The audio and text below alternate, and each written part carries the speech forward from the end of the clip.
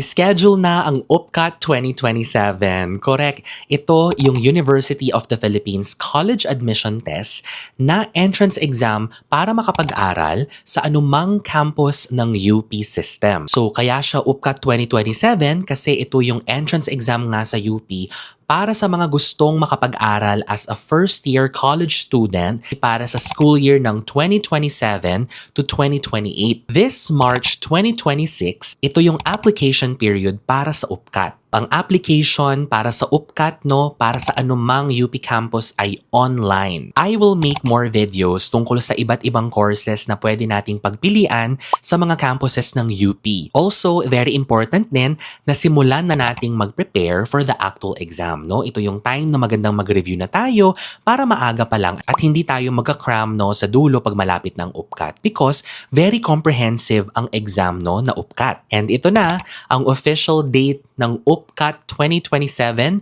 ay August 1 and 2, 2026. Ito na, malapit na siya. But don't you worry guys because I'll be speaking more about mga tips na pwede kong maibigay sa inyo para mas maging maganda ang inyong preparation for UPCAT.